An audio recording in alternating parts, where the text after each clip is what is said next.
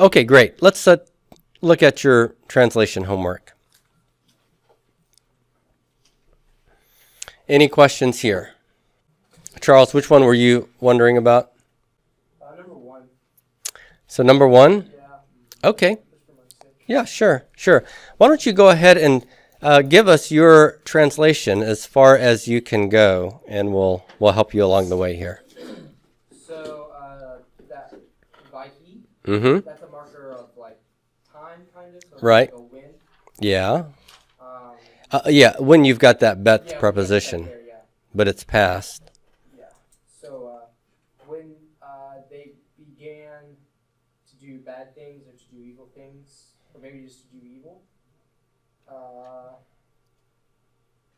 I turned the eyes of me in my eyes. Yeah, I turned them where? Away. Yeah, I turned my eyes away or aside from. Yeah. I guess my main question was just kind of like if you could go over the Vahi and then the bait. Bahakilam? Yeah. Yeah. That's a good question. So let's take a look real quickly. What I have is whenever you have a Vaihi and then a bet immediately after, 99 out of 100 times that bet is the preposition bet. Okay? And it's giving you temporal information. Vaihi, past time, time frame, in the morning, in the evening, or in the act of doing something, meaning when somebody did such and such, and you'll have that bet attached to an infinitive. So this is, so go ahead and bracket that out so that you can go to what's next and start analyzing the verbal form. On the back side, we have an which if you are thinking bet preposition, this might be an infinitive that it's attached to. Look and see, is there a pronominal suffix on the back side? And there is. The is which person, gender, number? 3MP. So this is when they blank and past time. So it's going to be when they blanked. And so now what are we left with? Well, this is really nice. We have a hey, a chet, and a lamed. So you might think, okay, maybe those are my three root letters. Maybe this is a verb, hachal. Okay? If you looked up that verb, probably wouldn't find anything. So then you might say, well, maybe what I've done is I've misanalyzed my root letters, and those aren't 1, 2, and 3. Rather, this is 1, 2, and 3, because I've got a doubling dot in the lamed, and the hey must be what? A prefix hey for which stem? Hifal or hofal. Okay? And as a matter of fact, if this is an infinitive construct, then it could be a nifal too, right? So what I've got is perhaps halal with a prefix hey that marks nifal, hifil, or hofal infinitive construct. Now, with that in mind, I just then have to look at the vowel here because if you took your principal parts page and looked at the vowels that go under the hey for the nifal, hifil, and hofal infinitive construct, you'd find different vowel points, wouldn't you?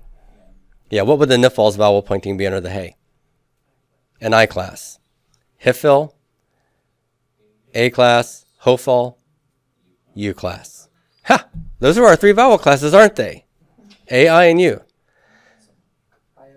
Yes. So I know that when I harp over knowing your vowel classes, and you sit there and you think about all the possible forms. But the reality is that if you can strip away most of the stuff that we're stripping away, and you're left with the three possibilities, they usually are going to follow along one of the vowel classes. One stem will use one vowel class, and the other stems will use the other two. Okay? So this is a hifil, isn't it? So hifil infinitive construct with these bet prefixes and 3MP pronominal suffixes. Okay? So it's when they hifil halald. And don't get that confused with halal with a hey. Okay? So what's halal with the chet? That's the hey. Yes. Oh, sorry. This is to do evil. Yes. So, Yeah, so Sorry. yes, there's actually a couple of senses. So if you look on page 291, this can be a bit confusing. You have to learn both of these meanings because you'll run into both of these verbs. By the way, there's a Roman numeral 1 and a Roman numeral 2. We haven't talked about this before in baby Hebrew, but when you come into a lexicon and you see the same verbal root, but then a Roman numeral 1 and a Roman numeral 2, what is the lexicographer telling you? These are two different words that happen to be spelled the same, that happen to share the same roots. But they don't think that they're actually the same word with just a couple of related but different meanings. Okay? That would be like. I feel like Yes, we have a word for this. This is called homonyms. Homonyms. That's right. So, as opposed to, take a word like breeze in English. A breeze could be literally the wind blowing, or we could say, that test was a breeze. That doesn't mean that the wind was blowing. Okay, that is a secondary meaning of one word. So that one word has two meanings. So I wouldn't have Roman numeral 1 breeze in my dictionary and then Roman numeral 2 breeze in my dictionary. I would have just the word breeze, and then one meaning of it is wind blowing. Second meaning would be metaphorical, something easy. So English homonyms, I think typically the 2 or 3, however many there are at least going to be different types of words, like when we, different parts of speech. Usually, but that's not always the case. So are there 2 verbs that have the same spelling? Yeah, so these are just two different verbs that happen to share the same roots. Right. Yeah, like the word bank in English, because the financial institution and the riverbank are two wildly different meanings. They don't come from the same history, and they would have their own lexical entry in the dictionary, or they should. Okay, so does that help though with number 1? So when they began to do evil, I turned my eyes. Yes. Sorry, Val. No, go ahead. I was going to ask if there is an explanation for the shortening to patak under the hay, or if we can be sufficient just looking for an A-class vowel is fine. Yeah. Well, so here I would expect that if you go back to pakad as your paradigm verb, the hifil infinitive construct is haf keyed. So it normally has a pathak. Okay. Now, we have a situation here though where there's no vocal, or there's no shava under this, right? So that's not going to look exactly like this because our 3 root letters are showing up in different ways here. So this would have been hachel, okay, with the implied dagesh forte ready to drop in, and once I add the ending, then it pops in there, and because the accent slides over from here to here, that becomes, with the doubling dot, closed and unaccented, and it has to reduce to a short vowel. I know that at least with the paradigm for Savav, in the Geminate paradigm, it uses a patak under that hay, under the hifil, and I'm just not sure if that was unique to Savav or if this was unique to Chalel. Because I know I've made the mistake of seeing an A-class vowel that was different from what I expected. I said A-class, and I ended up mistranslating, so I just wasn't. Yeah. No, what my guess is that, you know how, like with this one, you have the problem of either, like normally, just like right here, your prefix hey, in an ideal world, it's going to be closed with root 1, right? Your hey prefix will close with root 1, and of course it'll be unaccented, so you will be expecting a short vowel, right? When it has to be open, then it's going to be long, okay?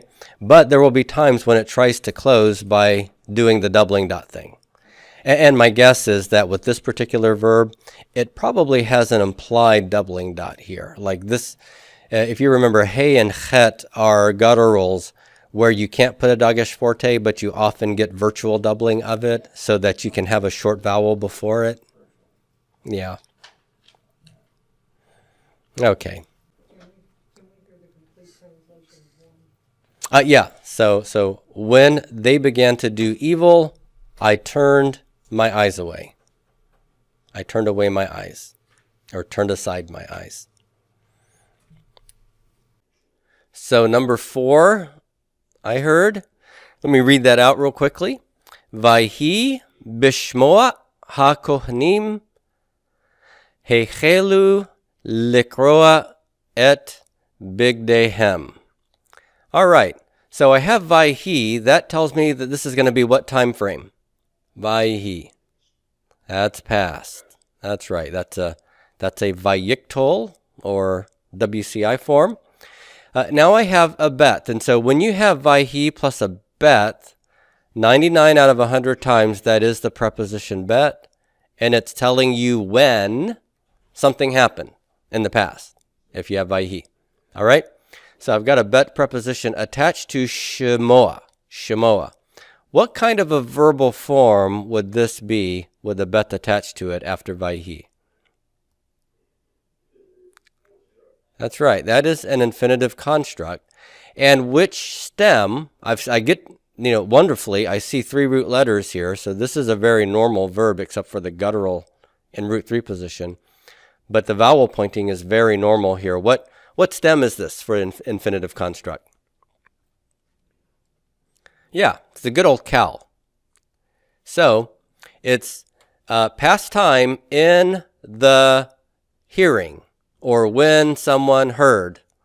Now, who did the hearing here? If I keep reading, I have ha-kohanim right after the infinitive. And a lot of times, if I don't have a pronominal suffix with the infinitive, but a noun right after it, then that noun is the conceptual subject of the infinitive. So how am I going to translate this? Yeah, when the priests heard, and I'm using past because of that Vayhi. If it were v'haya, a v'katal or a WCP form, that would make it future. And I would translate it as when the priests hear, sometime coming up. When you hear my voice, right? When the priests hear this, they will do such and such. But with the Vayhi, it's past. So when the priests heard, then this is what happened. He chelu likroa. What's going on here with this verb? Are these my 3 root letters? He, chet, lamed? Nope. I'm just trying to trick you here, right? Hey could be root 1 if the verb's root starts with a hey, but more frequently than not, the hey is a prefix hey, and then I'm looking at roots 1, 2, and is that doubled lamed? Yes. So that could be roots 2 and 3 together, right? So that would make this verb not halal, to praise, but halal. Sorry, that's looking really shabby. Give it a shave here. There. So there's a couple of meanings to halal according to your vocab list, right?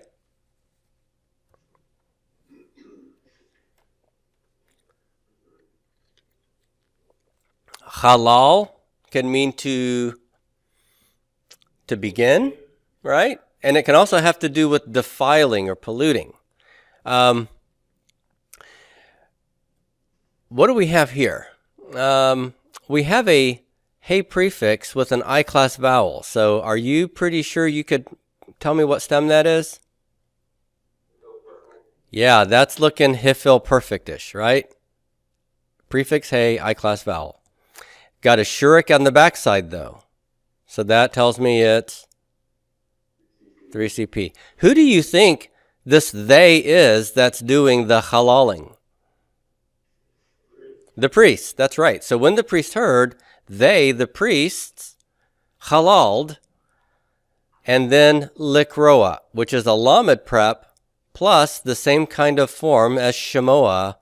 That's a cal infinitive construct too, right? It's got all the same pointing. Even the guttural in root 3 position. So I get that furtive pathak, that sneaky little thing. So they halaled to kara. You remember that verb? To tear. That's right.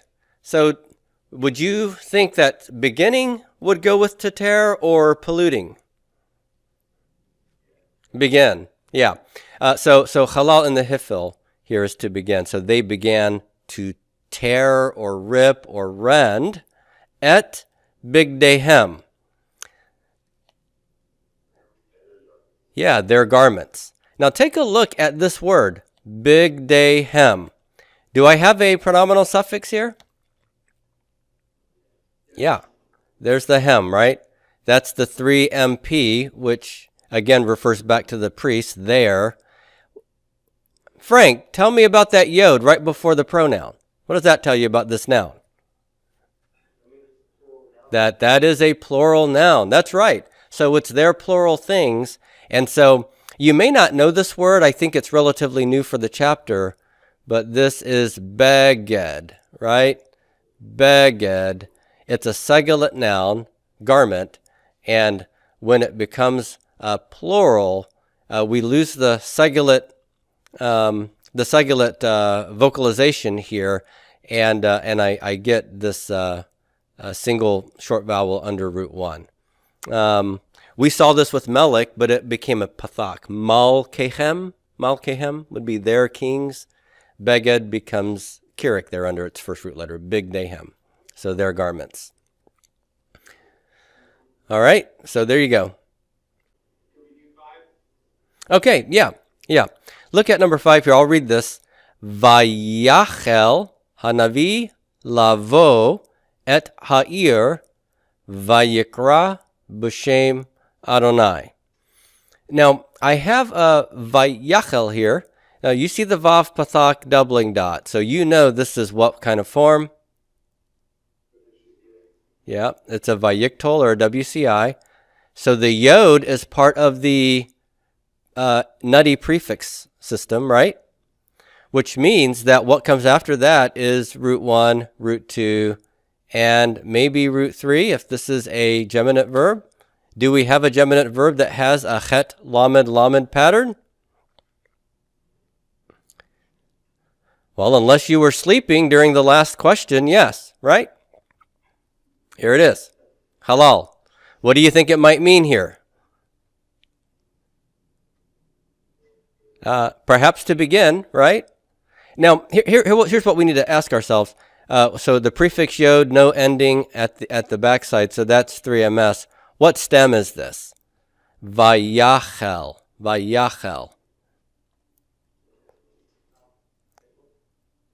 What vowel class is that segol under the root 1 consonant? That's an I-class vowel. Does the cal usually get an I-class vowel here?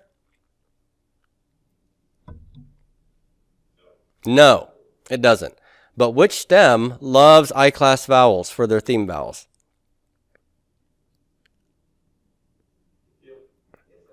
The hifil. The PL does also. Yeah, but remember the PL, if geminate verbs are using the PL, they're going to be very regular. Yechalel, okay?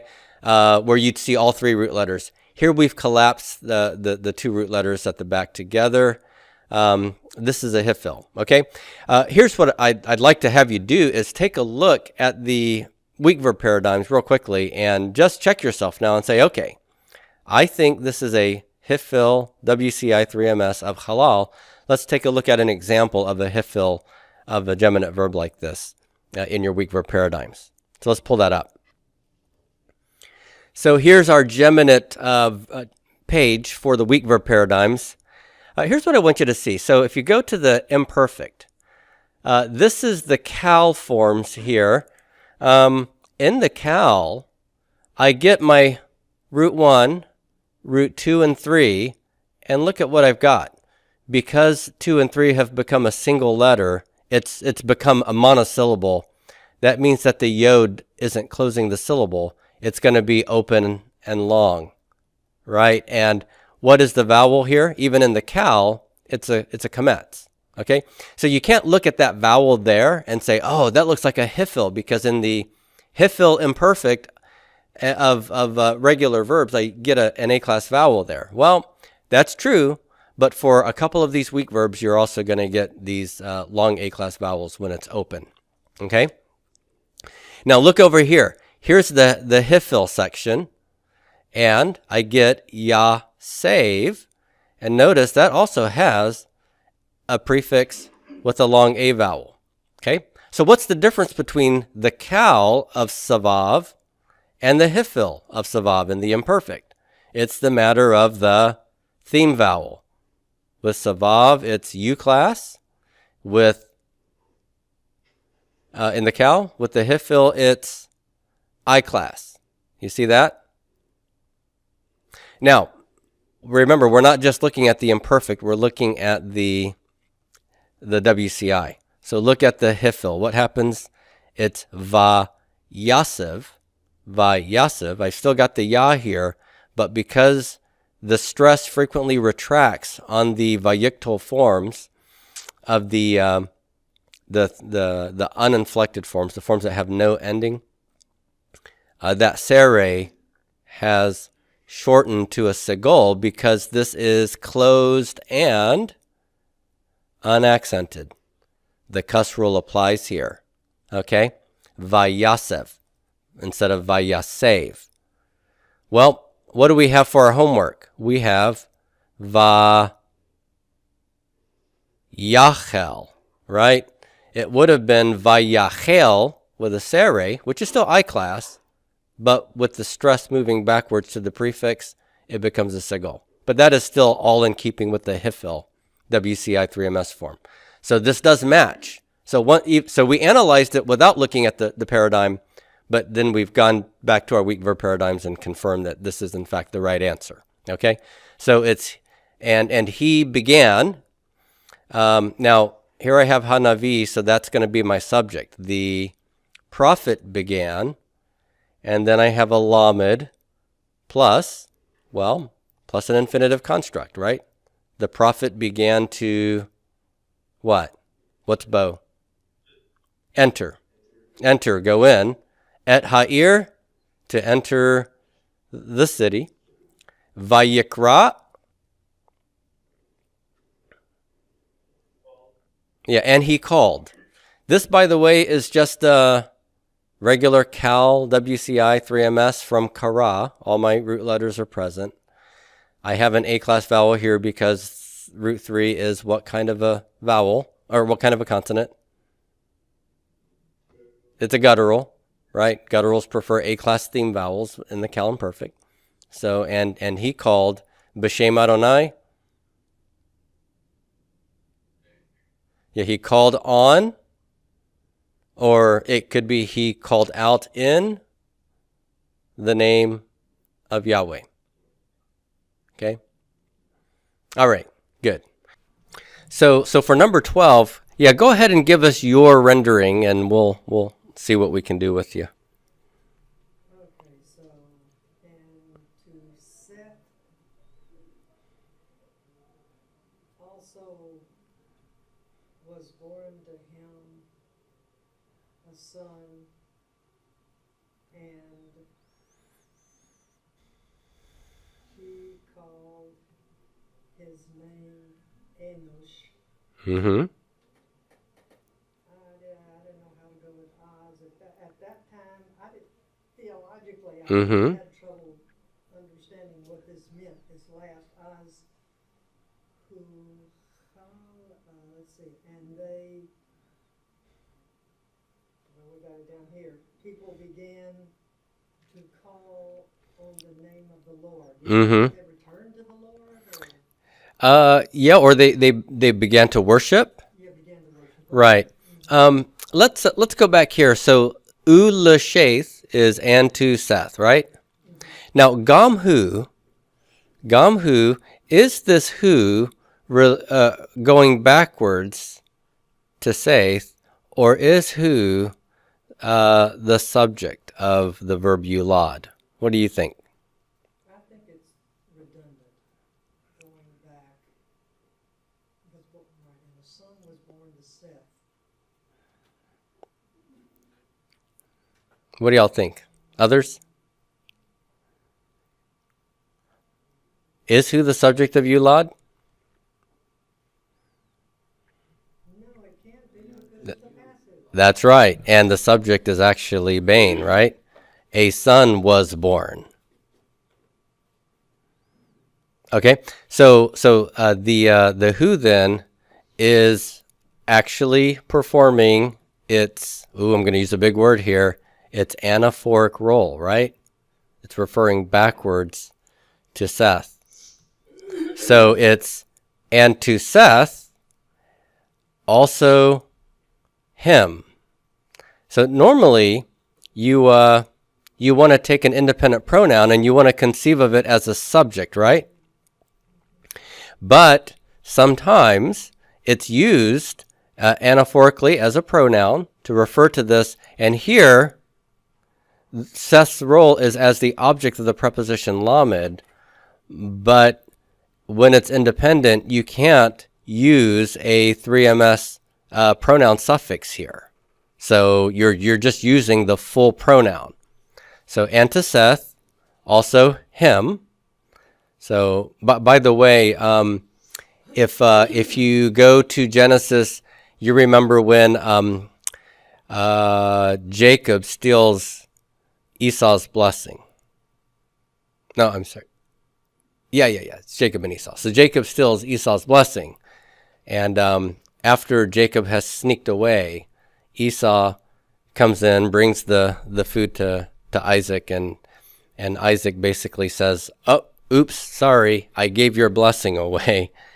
And he says, "Oh, bless me, Father, me also." And he uses the verb bless me with the pronominal suffix, and then he says gam ani, and he uses the independent pronoun. In function, it's really a direct object pronoun, but since gam is preceding it, he uses the full independent pronoun. Okay, and that's what we have going on here. So it's and to Seth, also to him, that's how you're going to translate it, was born Bain, a son. A son was born. And he called his name Enosh. Now, we need to parse this so that we can figure out why the translation that Ross gives is appropriate. What form of the verb is huchal? What are we looking at here? What do you think the root is? Halal. Good. And halal is root 1 and 2 and 3 collapse into the lamed, but I can't put a doubling dot here because it's the final letter, and you can't stick doubling dots in final letters. Add a suffix to it, and I'll get to put my dagesh forte there. Okay? So what's this hey doing before root 1 chet on halal? Yeah, that's a hifil hofal sort of hey. How do you know whether it's hifil or hofal? The shurik here. That shurik is what vowel class? That's a U class. And if it's U class, it's got to be hofal, right? So there you go. So this is a hofal. And where does the hofal have the hey visible? It's in the perfect and in the, well, if it had an imperative, it would be there. And in the two infinitives, right? Infinitive construct and absolute. Okay. I think it's best to take this as a hifil perfect with no ending, so it's 3ms. And what does halal mean in the hifil? To begin. In the hofal, to be begun. Okay? So it's going to be translated as something like, he or it was begun. Now, what is the it? I would suggest that this whole phrase is the subject of this passive verb. To call on the name of Adonai was begun. Az at that time. Okay? Now that sounds like quite laborious English, doesn't it? And that's why most of our English translations will transform it back into an active sort of translation and use an impersonal people. People began, or men began, to call upon the name of the Lord.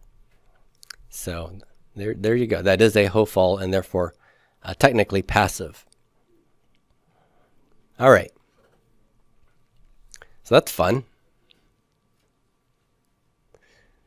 Any final questions?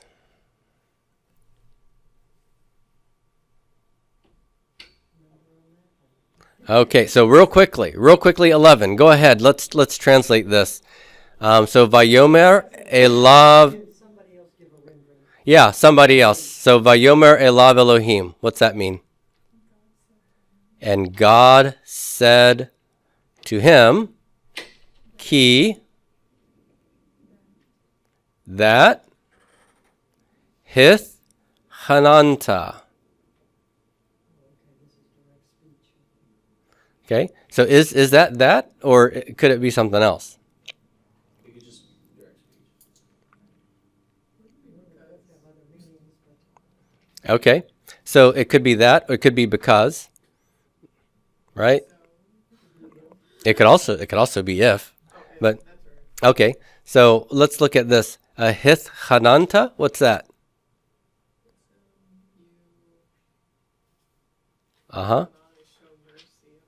Right. So if you show mercy or are gracious,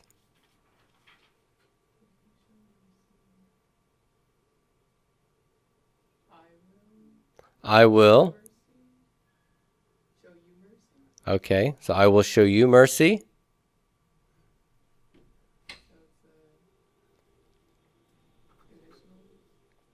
Okay, so yeah, so we probably a conditional sentence here, right? And I will establish you. Or I will establish my covenant with you. So, Yeah, I had trouble with the key.